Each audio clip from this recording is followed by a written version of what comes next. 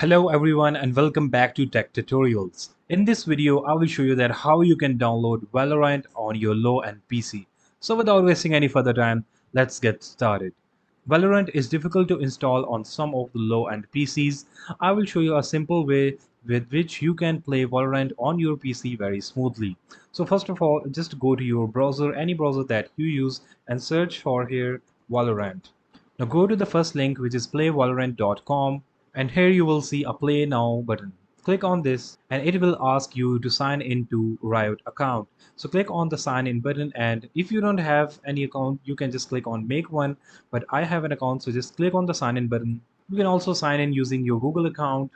Now as you can see that I have logged into my account. Now you can click on play free button, and after that click on the download button. Now you can see the file is downloading. It's a small file of 67 MB, and after downloading this file you will click on this file to install it, and it will download the larger file.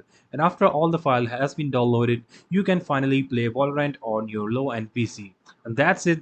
That's how you can download Valorant on your PC. I hope you liked this video. Don't forget to like and subscribe to our channel. Thanks for watching and see you in the next video.